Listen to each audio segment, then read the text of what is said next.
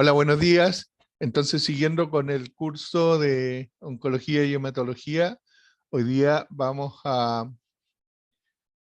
hablar sobre cáncer de mama.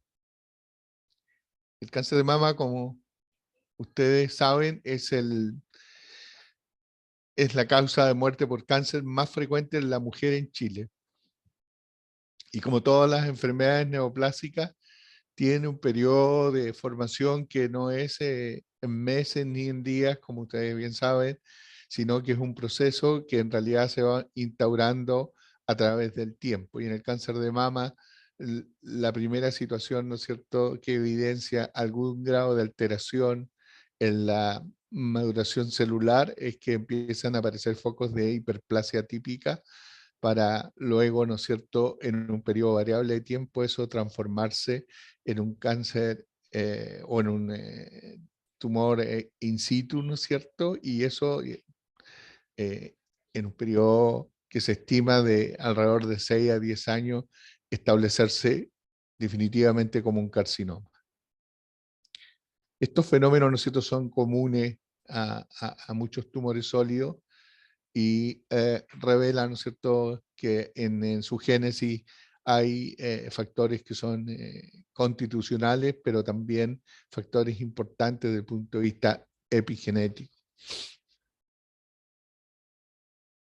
El cáncer de mama en general, ¿no es cierto?, en el continente sudamericano, eh, es una neoplasia frecuente, no con la frecuencia de los países que ostentan la mayor incidencia, ¿no es cierto?, como son los países europeos, de, del este, del oeste, de Europa, en fin, Australia, Nueva Zelanda, que tienen eh, mucho mayor incidencia, pero sí Sudamérica está situado, ¿no es cierto?, dentro de los países que tienen un rango de incidencia muy significativa y en particular en nuestro país es la primera causa de muerte. Hay, ¿no es cierto?, en, eh, en la presentación de los casos hay diferencia, ¿no es cierto?, en los países con mayor desarrollo versus los países con menos desarrollo. Y en los países menos desarrollados hay una discrepancia, ¿no es cierto?, entre la incidencia y la mortalidad. Una mortalidad que es proporcionalmente mayor a la incidencia es lo que se observa en los países con menos desarrollo. En Norteamérica, ¿no es cierto?, la frecuencia, la incidencia, ¿no es cierto?, por 100.000 habitantes es una incidencia bastante alta, comparado, ¿no es cierto?, con su mortalidad.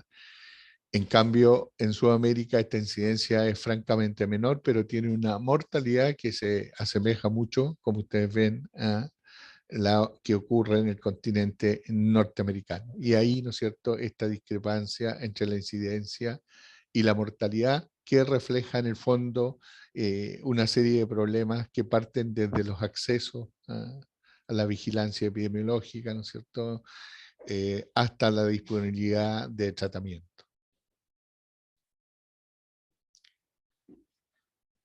Y América Latina, ¿no es cierto?, es el reflejo de lo que hemos estado conversando en términos de que su mortalidad, ¿no es cierto?, en particular en relación a su incidencia, es bastante alta.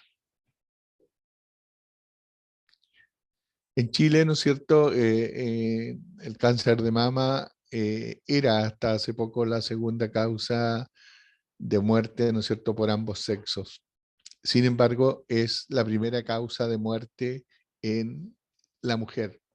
Y esto por mucho tiempo, seguramente, no a ustedes, pero a sus compañeros que los antecedieron, les enseñaron, ¿no es cierto?, que el cáncer de vesícula era la primera causa de muerte en Chile en mujeres, la primera causa de muerte por cáncer en mujeres en Chile. Eso hoy día ya está claro que no es así y es el cáncer de mama, ¿no es cierto?, la primera causa de muerte por cáncer en mujer en Chile.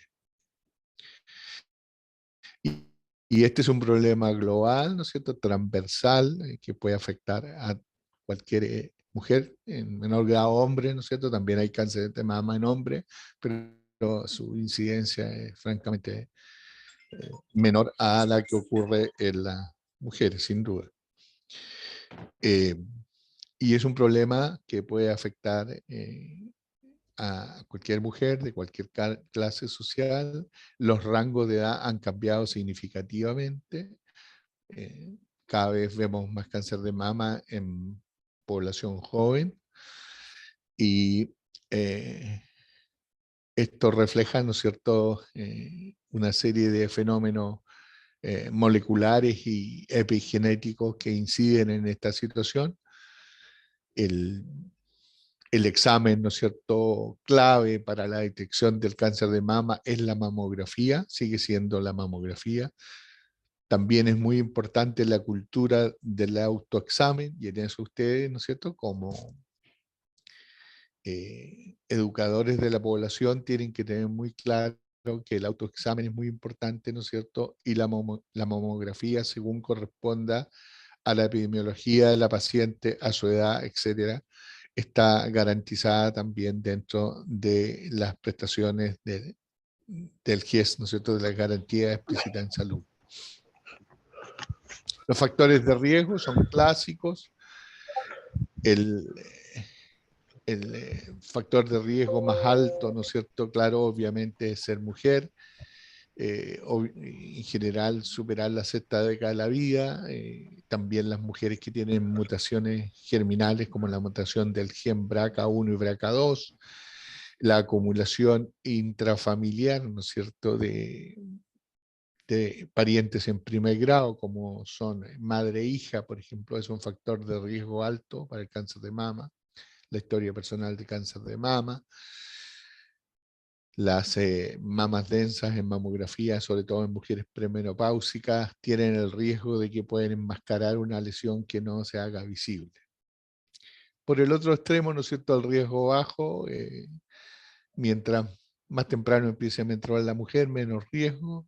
Mientras más tardía sea su menopausia, menos riesgo. La paridad, ¿no es cierto?, disminuye el riesgo y sobre todo cuando es más temprana. Y factores, ¿no es cierto?, ambientales, no hormonales, como el consumo de alcohol, la obesidad, tienen algún grado de implicancia también en el riesgo de cáncer de mama. Y por lo tanto, ¿no es cierto?, los factores de riesgo son múltiples, están reflejados aquí en esta diapositiva, ¿no es cierto?, para que ustedes recuerden que vienen desde muchos orígenes, de la cuestión ambiental, la historia familiar, etcétera. La paridad, la menarquia, tienen que tenerla siempre presente como factor de riesgo. Y en resumen, cuando uno quiere ya sintetizar cuáles son los factores de riesgo principal, ¿no es cierto? Obviamente ser mujer a mayor edad, superar la sexta década de la vida, tener, ¿no es cierto?, una historia familiar de cáncer y manifestaciones, ¿no es cierto?, en biopsias de hiperplasia ductal atípica es un factor de riesgo. La Organización Mundial de la Salud, ¿no es cierto?, promueve el control del cáncer de mama en programas nacionales y la lucha contra el cáncer, integrándola a la prevención y control de enfermedades no transmisibles. Aproximadamente el 20%, ¿no es cierto?, de las muertes por cáncer de mama en general a nivel mundial se pueden atribuir, ¿no es cierto?, al sobrepeso, a la obesidad, al consumo del alcohol y la falta de actividad física. Y en los países desarrollados, ¿no es cierto?, se agrega la maternidad tardía y la disminución de parto y lactancia.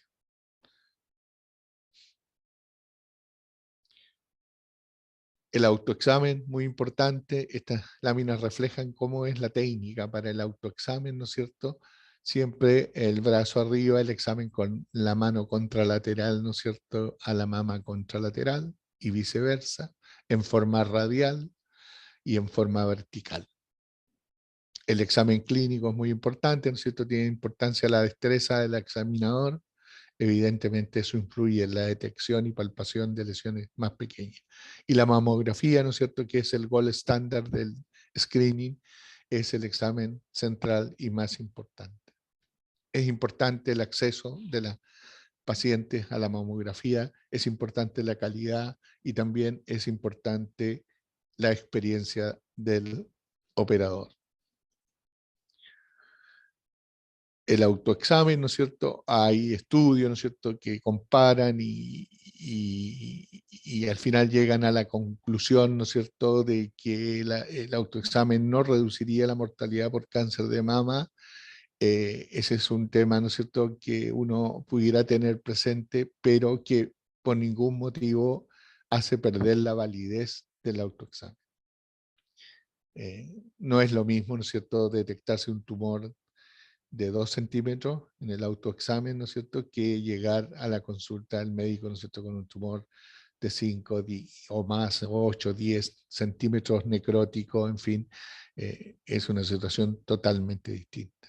Así que, aunque al parecer no tuviera incidencia en la mortalidad, obviamente nadie puede obviar, ¿no es cierto?, y desaconsejar la importancia del autoexamen.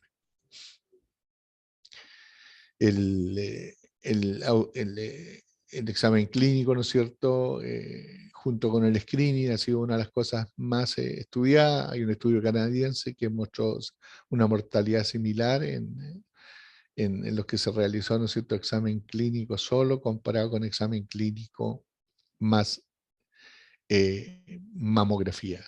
El examen clínico fue realizado por médicos estrenados, ¿no es cierto?, expertos en mastología.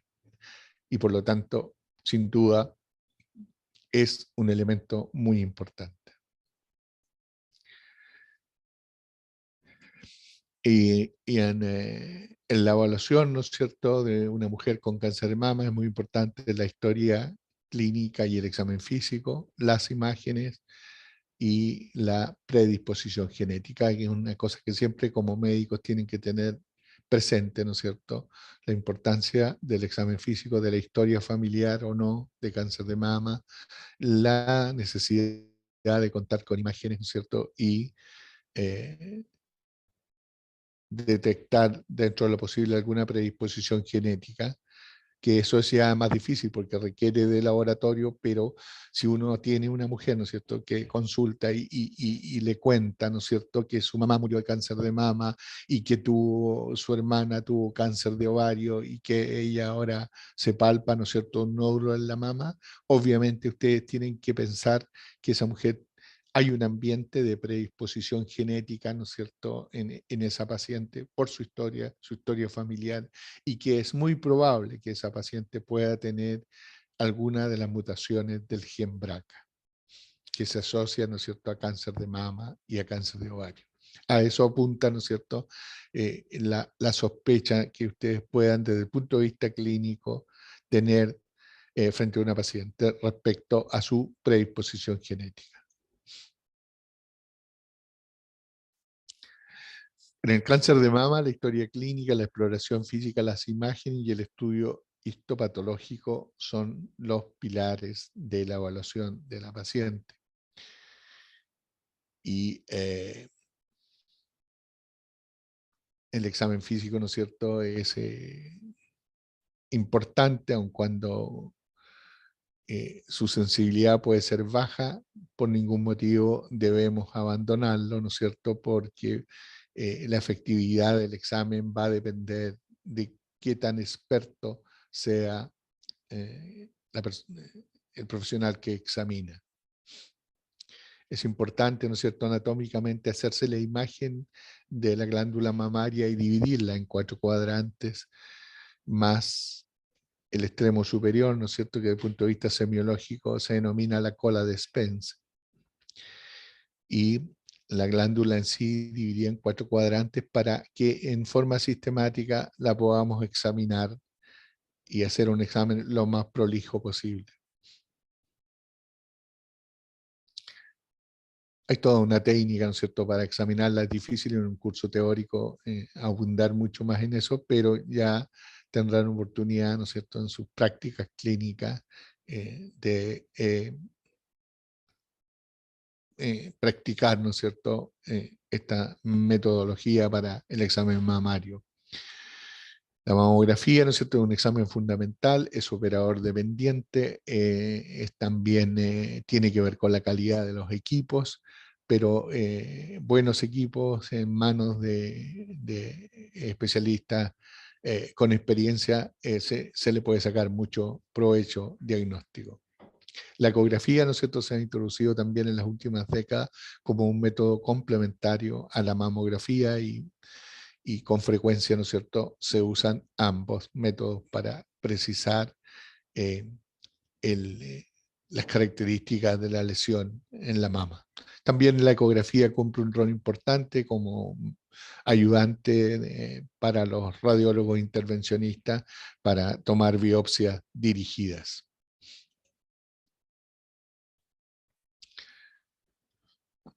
Pero la suma, ¿no es cierto?, de toda la tecnología, incluida la resonancia magnética y la tomosíntesis, ha hecho, ¿no es cierto?, que cada vez el diagnóstico radiológico apunte a una mayor precisión.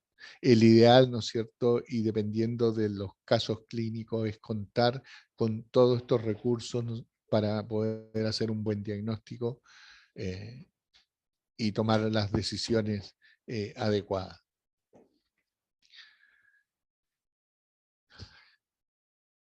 Bueno, y sí, tratamos de ir cada vez reforzando, ¿no es cierto?, y resumiendo y sintetizando los aspectos esenciales, ¿no es cierto?, en la visión médica del cáncer de mama, su sospecha, su manejo. Volvemos a recordar, ¿no es cierto?, que el examen físico, el examen clínico en la mama, el diagnóstico radiológico y la biopsia es el pilar en el diagnóstico para poder tomar las mejores decisiones.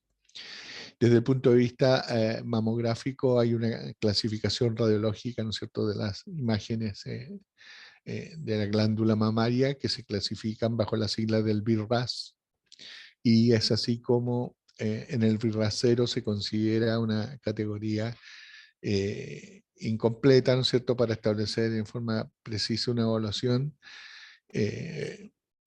y revela, ¿no es cierto?, una normalidad prácticamente de la glándula mamaria, pero en que no se pueden hacer comparaciones, ¿no es cierto?, con la técnica utilizada y es necesario a veces generar proyecciones adicionales o tomar ecografía o comparar con mamografías anteriores. Entonces el BIRAS en el fondo dice que no podemos sacar conclusiones valederas y que es necesario precisar la información. En cambio, el BIRAT-1 revela una normalidad de la glándula mamaria sin hallazgos que se puedan destacar. Y la paciente debe seguir su seguimiento de acuerdo al plan, ¿no es cierto?, ya sea individual o de acuerdo a los planes nacionales de control. El BIRAT-2 también revela una normalidad, pero existen hallazgos benignos y se recomienda un seguimiento en el intervalo normal de tiempo.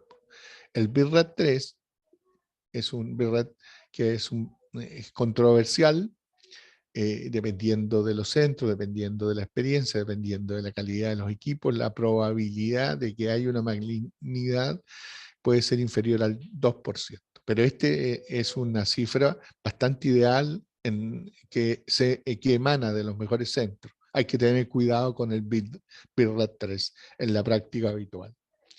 Se describen tres hallazgos específicos: el nódulo sólido circunscrito no calcificado, o la asimetría focal o microcalcificaciones puntiformes agrupadas. Se recomienda una mamografía unilateral a los 6 meses y bilateral a los 12 o 24 meses. Si aún hay hallazgos, se recomienda biopsia.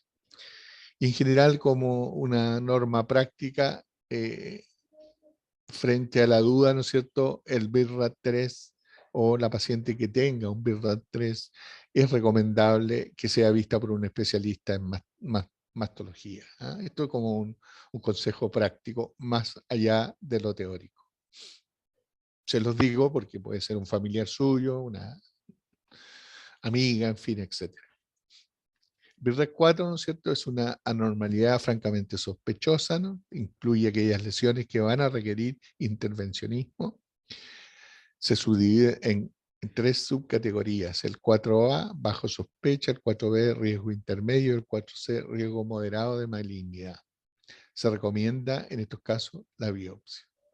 El BRAF 5 es altamente sugestivo de malignidad, con hallazgos que son típicamente malignos, y la probabilidad de malignidad es mayor al 95%. O sea, claramente aquí las luces rojas están todas encendidas. El BRAF 6 es para la malignidad conocida, las lesiones con malignidad demostrada mediante biopsia, previa a terapias definitivas como cirugía, radioterapia o quimioterapia. El BRAF6 está en el contexto probablemente del seguimiento de las lesiones ya conocidas que van a ir a terapias específicas. La resonancia nuclear magnética de la mama ha sido un gran aporte, también es operador dependiente, requiere de experiencia de los operadores porque su informe puede ser complejo en determinadas circunstancias, pero sin duda es un gran avance en el diagnóstico de lesiones sospechosas de malignidad en el cáncer en la mujer. La biopsia, como en toda la oncología, es el pilar, ¿no es cierto?, del diagnóstico, absolutamente necesario para tomar decisiones. El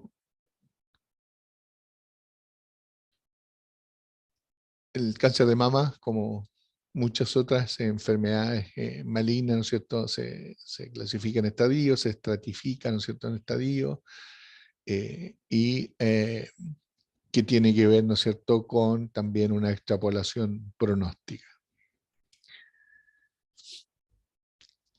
El screening mamario siempre ha sido un desafío, ¿no es cierto? Siempre se está pensando y buscando cuál es la mejor estrategia, ¿no es cierto?, para reducir la mortalidad, la morbilidad por la detección precoz, permitir tratamientos conservadores versus más agresivos, evitar o no el uso de la quimioterapia, etc. Y por eso es importante todos los procesos de campaña, ¿no es cierto?, de detección precoz, la factibilidad de acceso a mamografía, la rapidez con que esto se haga, etcétera. Todo eso tiene que ver con poder hacer un screening mamario lo más eficiente posible. Y como en todas las enfermedades neoplásicas, ¿no es cierto?, hay estrategias para mejorar, ¿no es cierto?, la calidad de vida de los pacientes, o evitar, ¿no es cierto?, que los pacientes desarrollen la enfermedad. Y todo esto tiene que ver con conductas que son globalmente conocidas como la vida saludable, la detección precoz, la confirmación precoz y un acceso oportuno, ¿no es cierto?, a todo tipo de tratamientos según sea la etapa. Todo eso, ¿no es cierto?, tiene que ver con la mejora en la sobrevida y calidad, ¿no es cierto?, de los pacientes con cáncer de mama.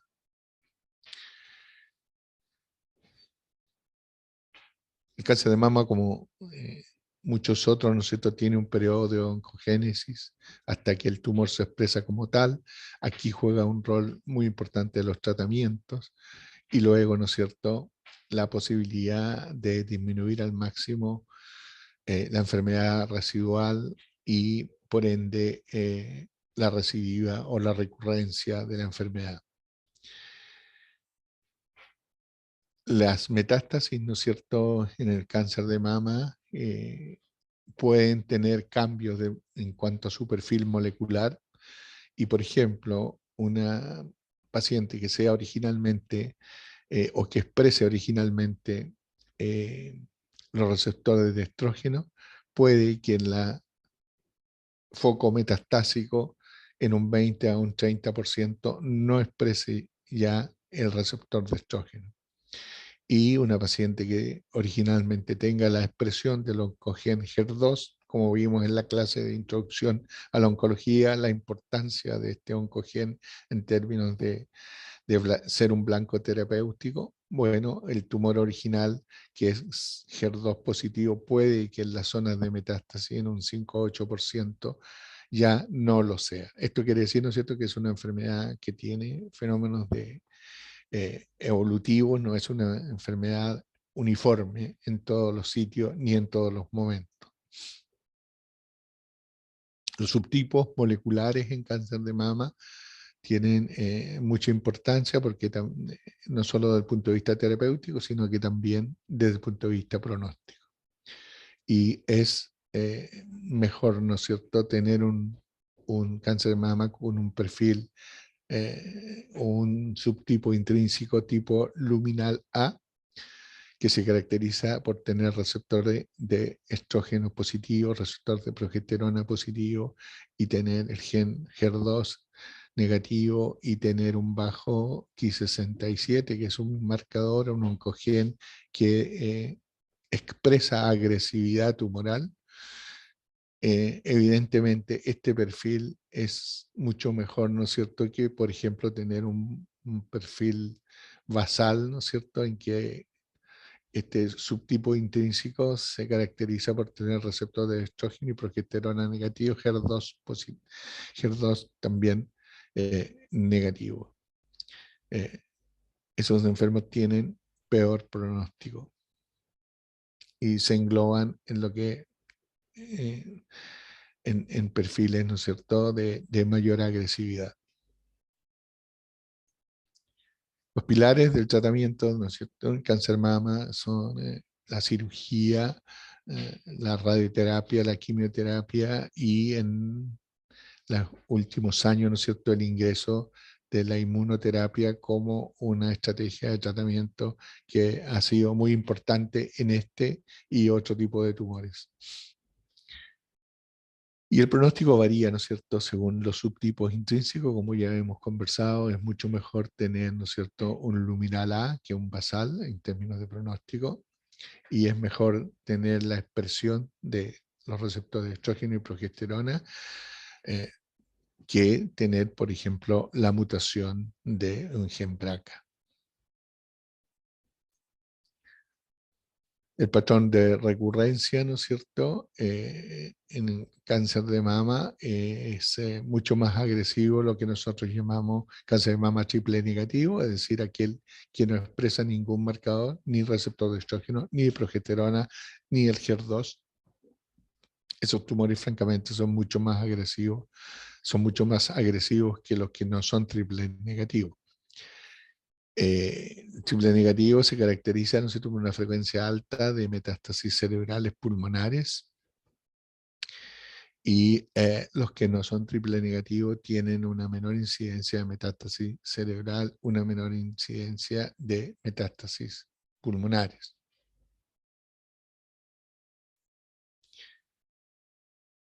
La tendencia, ¿no es cierto?, a sobrevida global ha mejorado mucho, ¿no es cierto?, con las estrategias de incluir las garantías explícitas en salud. Aquí son datos nacionales, ¿no es cierto?, en que podemos ver el impacto de la sobrevida global en el periodo de pre y post garantías explícitas en salud. Eso tiene que ver, ¿no es cierto?, con la mejor accesibilidad a los métodos diagnósticos y también la accesibilidad a los métodos de tratamiento.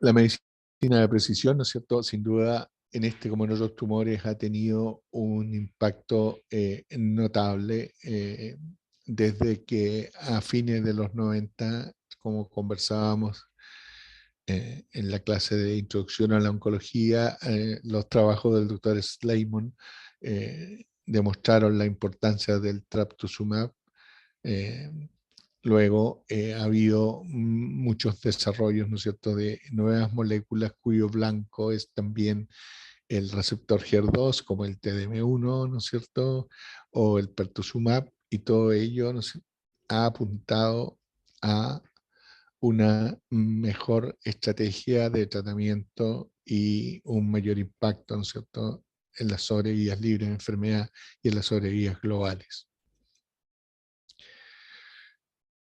Desde fines de los 90, ¿no es cierto?, con un promedio de 20 meses, el incremento en la sobrevida global ya a mediados de esta década, con la incorporación del TDM1 y el pertuzumab, se acerca a los 60 meses.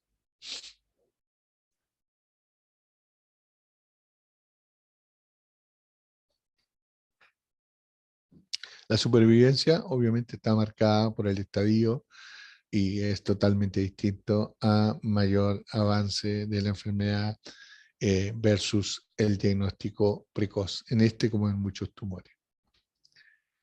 Es importante, ¿no es cierto?, para mejorar la sobrevida y la calidad de vida, ¿no es cierto?, optimizar todos estos programas de detección precoz, el acceso a las terapias, etc. Desde el punto de vista de seguimiento, las estrategias son similares en general y en el sentido de la importancia, ¿no es cierto?, del examen físico y de la anamnesis, ¿no es cierto?, los controles más seguidos los 3 primeros años, más distanciados después de los 3 primeros años, y la importancia de la mamografía como método de seguimiento clásico. En los pacientes ya asintomáticos uno tiene que ampliar el laboratorio y usar todas las técnicas que dispongan, ¿no es cierto?, para en forma dirigida precisar que eventuales focos de recaída. Esto es válido en todos los sistemas de salud, usan más o menos lo mismo. Es decir, cuando la paciente está asintomática, es fundamental el examen físico, la anamnesis, ¿no es cierto?, de acuerdo al plan de seguimiento, y la mamografía. Cuando la paciente está asintomática, hay que usar todos los métodos diagnósticos disponibles para identificar el origen de los síntomas. Por ejemplo, si tiene, ¿no es cierto?, dolor lumbar y la paciente tiene antecedente de cáncer de mama, lo lógico es que investiguemos, ¿no es cierto?, la causa de ese dolor lumbar, ya sea con cintigrama óseo, ya sea con escáner, ya sea con resonancia, es decir, con todos los recursos que tengamos a mano para descartar o confirmar que esa paciente pudiera tener focos de metástasis ósea. Eso es en cuanto al cáncer de mama. No sé si hay preguntas.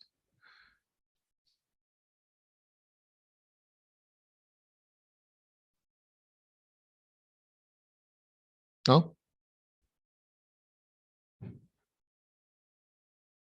Todo claro, doctor. Muy bien, entonces vamos a ir a la segunda clase.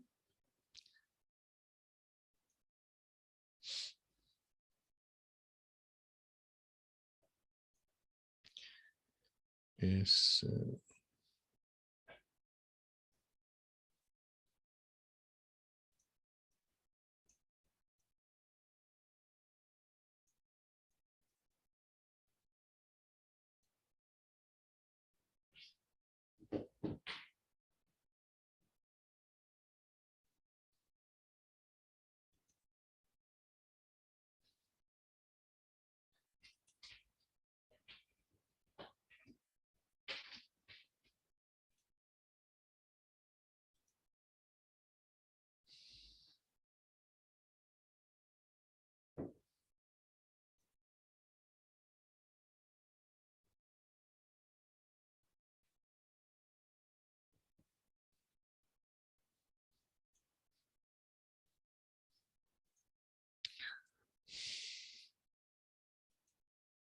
no.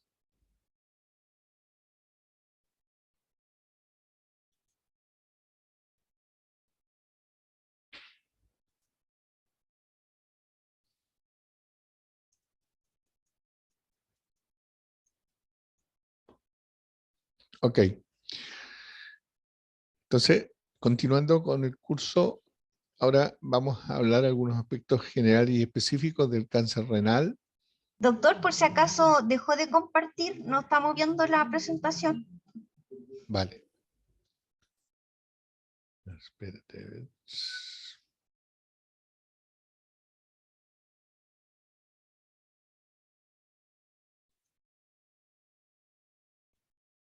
¿Ahora? Ya, hay que ¿Ahora colocar sí? un grandecito para verla. Ahí ¿Ahora sí, sí? perfecto. Vale. Entonces, como les decía, continuando con el curso, vamos a hablar ahora algunos aspectos generales y específicos del cáncer renal. El cáncer renal corresponde a más o menos el 3% de los cánceres del adulto en Chile y es uno de los tumores malignos urológicos más letales. Y en particular en nuestra región es uno de los tumores urológicos más frecuentes.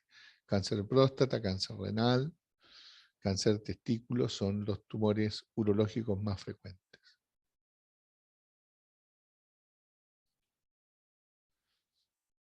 Y en su etiología, como en la gran mayoría de las enfermedades neoplásicas, hay factores que son personales y factores que son ambientales. Dentro de los factores ambientales, el hábito de fumar, la obesidad, el abuso de analgésicos, algunas sustancias de uso industrial y exposiciones a tóxicos favorecen la aparición del cáncer renal. Y dentro de los factores personales, ¿no es cierto?, la enfermedad poliquística también favorece la aparición de cáncer renal. Desde el punto de vista clínico, el dolor, la hematuria y algunas veces la probabilidad de que alguna masa palpable en los flancos pueda darse, son desde el punto de vista clínico manifestaciones relativamente frecuentes, pero desgraciadamente expresiones de enfermedad avanzada. Aproximadamente el 30% de los pacientes se diagnostican ya metastásicos. Aproximadamente un 25% tienen enfermedad localmente avanzada y un 45% pueden diagnosticarse con enfermedad localizada. Muchas veces el diagnóstico de una tumoración renal es producto de hallazgos de exploraciones por otras causas, ¿no es cierto?, o controles de salud. Y eso evidentemente favorece, ¿no es cierto?, el diagnóstico de una enfermedad localizada. Dentro de la evaluación radiológica, el examen más frecuentemente usado, ¿no es cierto?, es la tomografía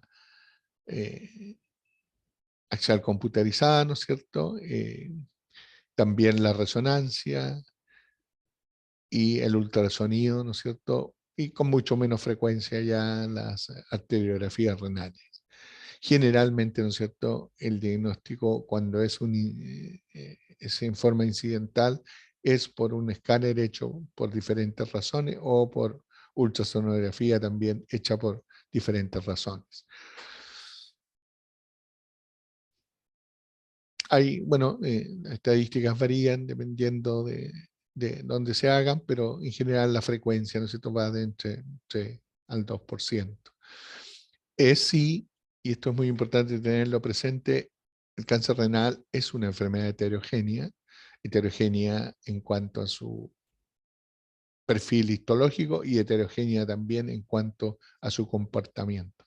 Es sin duda el cáncer renal de células claras el más frecuente, seguido por el papilar y el cromófobo.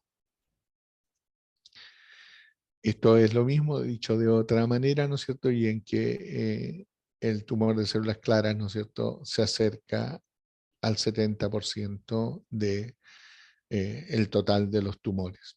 Luego, ¿no es cierto?, el papilar, el cromóforo son los más frecuentes. Y claramente, ¿no es cierto?, el cáncer renal no es una sola enfermedad, es distinto los tumores que se originan en la nefrona proximal versus los que se originan en la nefrona distal. Tienen un comportamiento distinto y factores de pronóstico distintos. En la nefrona proximal, el más frecuente sigue siendo el tumor de células claras, ¿no es cierto?, seguido con los papilares, y en la nefrona distal, ¿no es cierto?, los cromófobos y los oncocitomas. Dentro de las células claras, aquí hay un fenómeno fisiopatológico muy interesante y que tiene que ver, ¿no es cierto?, con el conocimiento de la enfermedad y que tiene que ver también con el desarrollo de estrategias terapéuticas, que es la asociación del gen de von Hippel-Lindau. Esta mutación, ¿no es cierto?, presente, ¿no es cierto?, en aproximadamente el 75% de los tumores de células claras, genera alteraciones fisiopatológicas que han hecho entender mejor la génesis tumoral y también han ayudado al desarrollo de terapias blanco.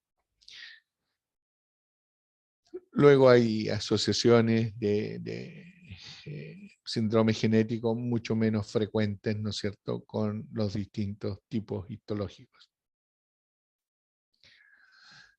¿Es el cáncer renal una enfermedad definitivamente diversa y distinta, ¿no es cierto? Esta figura muestra un set importante de pacientes que fueron tratados en la década de los 80, ¿no es cierto?, básicamente, con el uso de interferón.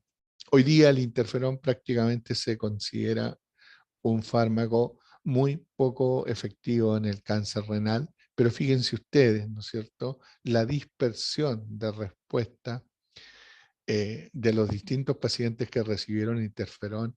Y aquí, por ejemplo, en este grupo tenemos una sobrevida, ¿no es cierto?, de prácticamente el 50% a los 48 meses, o sea, una sobrevida, uno diría, espectacular y que seguramente reafirmaba la fe en el interferón. Pero sin embargo, la dispersión de sobrevida, ¿no es cierto?, hasta llegar a la parte inferior de la curva, ¿no es cierto?, en que prácticamente la sobrevida era nula. Entonces, esto refleja, ¿no es cierto?, cómo esta enfermedad puede responder a un determinado medicamento de manera muy distinta dependiendo de las características y marcando y reforzando el concepto de que es una enfermedad diversa, que no es una enfermedad homogénea. El gen de von Hippel-Lindau, ¿no es cierto?, es un síndrome, ¿no es cierto?, caracterizado por una mutación germinal del cromosoma en su brazo, cromosoma 3, desarrollando o participando en el desarrollo, ¿no es cierto?, del cáncer renal. Y generando, ¿no es cierto?, una serie de alteraciones fisiopatológicas que dan como expresión, ¿no es cierto?, la regulación de esta transformación tumoral, ¿no es cierto?, por estos factores de hipoxia celular, induciendo hipoxia vascular endotelial, ¿no es cierto?, y generando fenómenos de activación o de promoción o de sobreexpresión de la angiogénesis. Entonces, es a través de esta hipoxia, ¿no es cierto?, tisular que se genera en la célula tumoral, particularmente en los tumores de células claras, que estimula, ¿no es cierto?, la angiogénesis como un mecanismo, ¿no es cierto?, de transporte de nutrientes para la célula tumoral, generando, ¿no es cierto?, un crecimiento de la célula tumoral.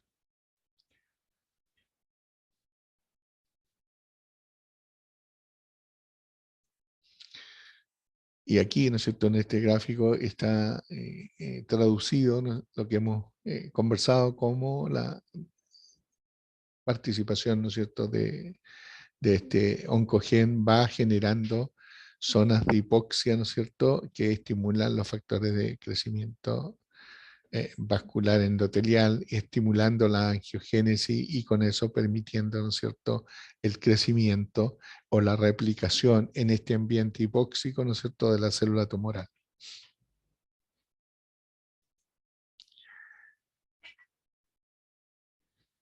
Hay también expresiones esporádicas, ¿no es cierto?, de trastornos hereditarios en algunos tumores del riñón, aparte del gen del von Hippel-Lindau, pero que son mucho menos frecuentes, tienen menos importancia epidemiológica. Como ya dijimos, los tumores se dividen de acuerdo a su origen topográfico y también de acuerdo al estadio. El estadio tiene que ver, ¿no es cierto?, con el tamaño del tumor y la dimensión, ¿no es cierto?, tumoral, y eso claramente va estratificando la sobrevida de los pacientes en general, desde el estadio 1 al estadio 4.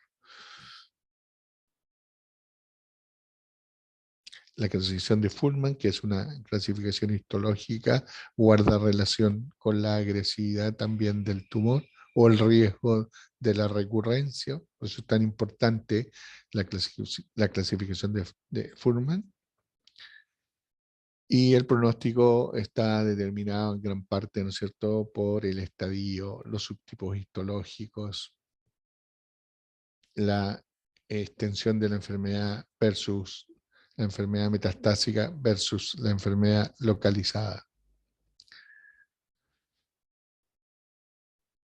Tal como decíamos, ¿no es cierto?, aproximadamente un 30% de los pacientes se presentarán como enfermedad diseminada o metastásica en el momento del diagnóstico, y un tercio de los restantes van a desarrollar metástasis a lo largo de su evolución. Y estas curvas de sobrevida están relacionadas, ¿no es cierto?, al tamaño tumoral. La sobrevida libre de enfermedad guarda relación con el tamaño tumoral. Y no es lo mismo, ¿no es cierto?, tener un tumor menor de 4 centímetros en términos de sobrevida a los 5 años que tener un tumor mayor de 7 centímetros en términos de sobrevida a los 5 años. El tipo histológico también juega algún rol. Hay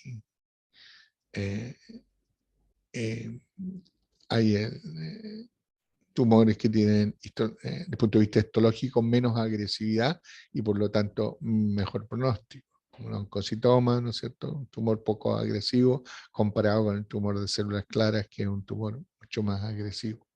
De ahí tiene importancia la histología. También tiene importancia, ¿no es cierto?, el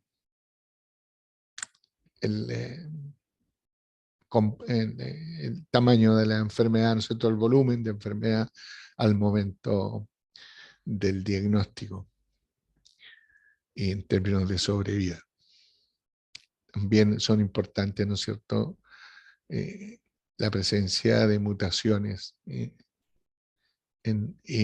asociadas a los distintos subtipos subtipos histológicos de enfermedad.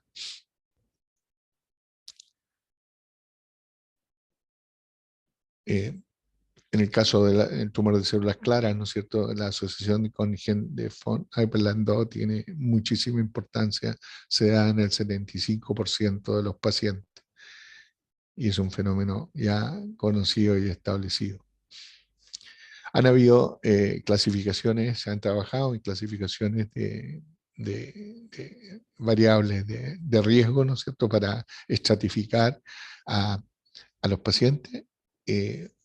Una de las primeras que se usó fue la del doctor Mozart, que tomaba en cuenta, ¿no es cierto?, el índice Karnofsky, los valores de la LDH, los valores de la hemoglobina, los valores del calcio, ¿no es cierto?, y el tiempo de la que el paciente se hace metastásico el tiempo que ocurre desde el diagnóstico a que aparecen las metástasis.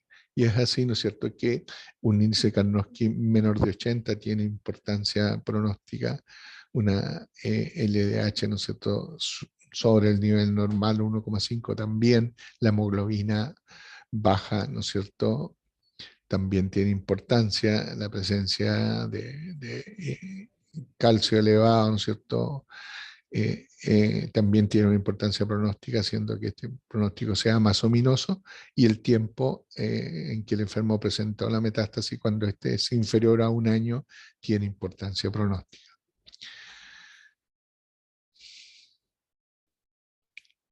Han habido distintas terapias localizadas, focalizadas, terapias blanco. Las primeras terapias blanco que se hicieron presentes en el cáncer renal fueron el uso de los inhibidores de tirosina quinasa, de entre ellos el primero, el sorafenib, cuyo blanco de acción era justamente esta acción, ¿no es cierto?, del gen de von Apel-Landau, que generaba este ambiente hipóxico y generaba un estímulo de la angiogénesis. El blanco de acción, ¿no es cierto?, de estos fármacos, también denominado antiangiogénico, era, ¿no es cierto?, interferir en esa acción del gen de von Apel-Landau, evitando, ¿no es cierto?, que genera este ambiente hipóxico y evitando la estimulación de la angiogénesis. Este es un estudio, ¿no es cierto?, también del Dr. Moser, en que comparó dos de estas drogas, ¿no es cierto?, y el tivozinib parecía ser superior al sorafenib. Y esto es solo para reflejar la enorme cantidad de investigación que se inició, ¿no es cierto?, a partir de estos conceptos, y luego se han incorporado muchísimos más zonas blanco terapéuticas que han hecho, ¿no es cierto?, que el manejo del cáncer renal haya cambiado en forma dramática en las últimas 2 décadas. Nosotros tuvimos la oportunidad de usar desde los interleuquinas hasta el interferón, ¿no es cierto?, y luego todos los inhibidores de tirosina quinasa, los anticuerpos monoclonales, y en este momento las nuevas drogas en el manejo del cáncer renal es sin duda la inmunoterapia.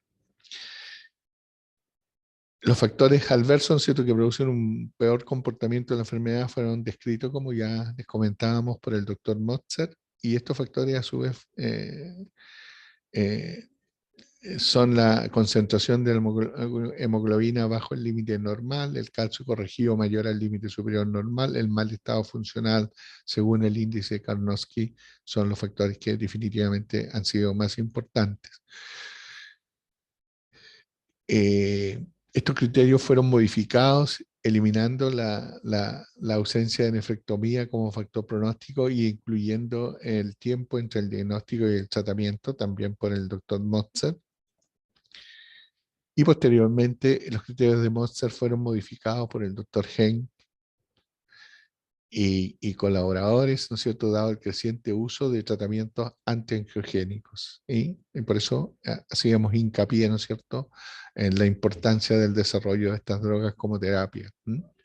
Hein analizó una corte de pacientes de Estados Unidos y Canadá en el International Metastatic Database Consortium de Cáncer Renal, y este modelo validó los parámetros de pronóstico de los criterios de Motzer, sumando 2 factores de laboratorio, como son el recuento de plaquetas y el recuento de neutrófilos, que se incorporan a la práctica clínica y en los ensayos clínicos que utilizan agentes anti-VEGF, anti-angiogénicos. Entonces, la introducción de estas formas de terapias blanco hizo, ¿no es cierto?, que fuera necesario modificar los criterios de estratificación de riesgo. La definición de buen pronóstico e intermedio de la enfermedad metastásica del cáncer renal está dada por la presencia de 2 o menos factores adversos, y los pacientes de mal pronóstico son aquellos que reúnen 3 o más factores de mal pronóstico adverso, siguiendo la clasificación de Motzer y de Hein. Y esto marca, ¿no es cierto?, la sobrevida en forma dramática, desde el pronóstico favorable hasta el desfavorable, con una caída dramática de la sobrevida. Para la enfermedad localizada, el pilar del tratamiento es el tratamiento quirúrgico, y para la enfermedad avanzada se propone en algunas circunstancias, ¿no es cierto?, una nefrectomía paliativa en pacientes que tienen dolor, hemorragia, ¿no es cierto?, hipercalcemia, en fin, hipertensión. También puede intentarse la resección de metástasis cuando la posibilidad de dejar al paciente libre de metástasis, por ejemplo, metástasis única pulmonar, uno puede combinar, ¿no es cierto?, la resección de la metástasis con la resección del tumor primario. Pero hoy por hoy, ¿no es cierto?, los enfermos que tienen una enfermedad avanzada, salvo que tuvieran alguna condición como la hemorragia, por ejemplo, prácticamente la nefrectomía ha sido dejada de lado y solo es necesario tomar una biopsia, dado que las opciones de tratamiento sistémico son muchas. Y los primeros, ¿no es cierto?, las terapias target focalizadas como agentes antiangiogénicos,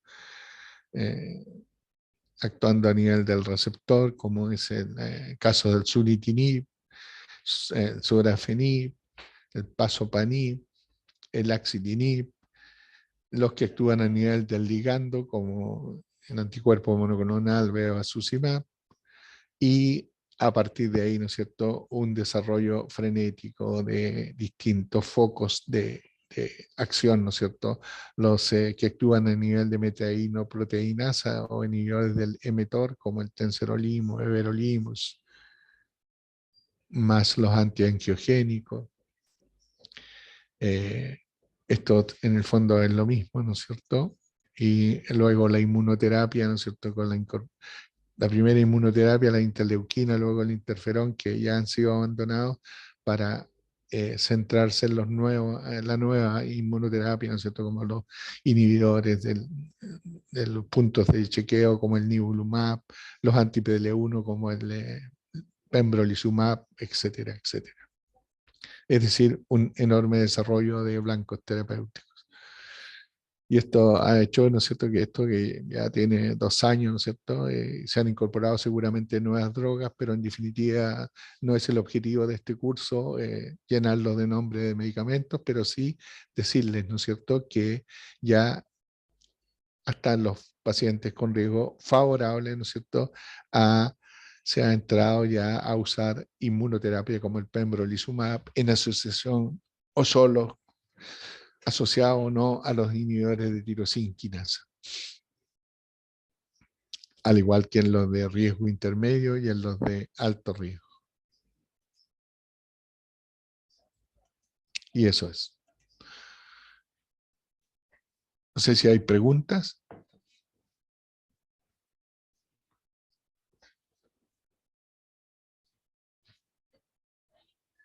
Doctor, ¿Sí?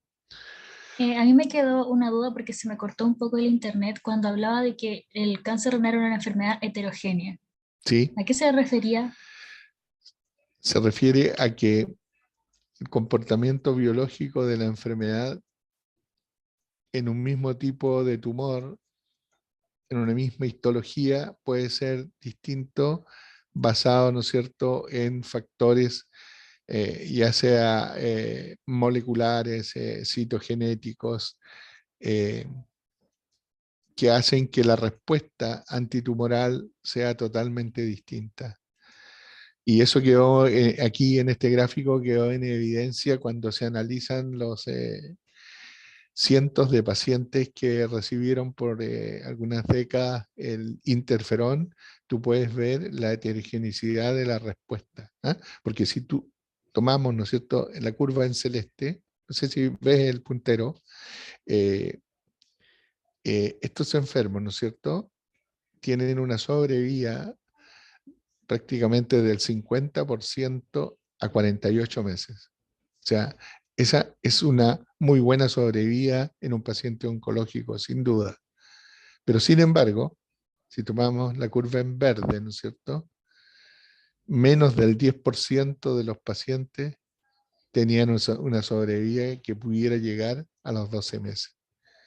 Entonces, la pregunta es, ¿el interferón era una buena o una mala droga o un mal fármaco más que para el tratamiento del cáncer renal? Esa es la pregunta que uno se hace. Hoy día, ¿no es cierto?, retrospectivamente, la respuesta que tenemos es que no era una buena droga. Y no era una buena droga porque la enfermedad, ¿no es cierto?, tenía un comportamiento muy diverso. Entonces hacía que un subgrupo de enfermos pudiera tener una respuesta que a lo mejor se habría dado incluso sin interferón. ¿Me entiendes? Y Sí, doctor. entonces, claro, en aquella época o cuando uno estaba frente al paciente y analizaba datos de grupos de pacientes, por ejemplo, que tenían este comportamiento, uno decía, no, el interferón es una buena droga, es una buena opción y sigámosla usando, obviamente. Pero cuando ya en forma retrospectiva se analizan todos los grupos de pacientes que fueron tratados, uno se da cuenta, ¿no es cierto?, que la respuesta es absolutamente heterogénea. Heterogénea. No es una respuesta uniforme que uno espera cuando establece un estándar de tratamiento. Generalmente para establecer un estándar de tratamiento uno tiene que comparar, ¿no es cierto?, el mejor tratamiento conocido versus lo que puede ser mejor. Y cuando uno logra demostrar, ¿no es cierto?, que el fármaco o la asociación de fármacos innovadora es superior al estándar conocido, es porque hay una respuesta consistente, ¿no es cierto?, en ambas curvas, al compararlas en su sobrevida libre de enfermedad y en su sobrevida global. Y en el caso del interferón, las curvas eran absolutamente inconsistentes, porque teníamos pacientes que andaban pésimo, pésimo, y otros que andaban bastante bien, pero la pregunta es, esos enfermos que anduvieron bastante bien, ¿necesitaban el interferón? Y la respuesta probablemente es que no. Por eso que se considera, ¿no es cierto? Y además que desde el punto de vista biológico, histológico, se sabe, ¿no es cierto?, que el cáncer renal es una enfermedad heterogénea. En este gráfico está lo mismo desde el punto de vista histológico. Los tumores de la nefrona proximal son totalmente distintos en su comportamiento a los tumores de la nefrona distal. Y por ejemplo, en la curva de interferón, probablemente el grupo que tenía mejor pronóstico eran los enfermos que tenían enfermedad menos agresiva, como por ejemplo oncocitoma, los tumores cromófobos, etc. Sin embargo, todos sabemos que el tumor de células claras es muchísimo más agresivo. Y entonces seguramente los tumores de células claras estaban por aquí, los oncocitomas por acá. ¿Se entiende? Sí, doctor. Muchas gracias. Eso.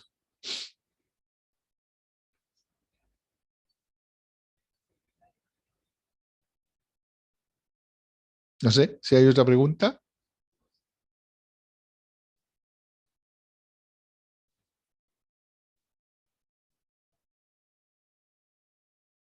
¿No?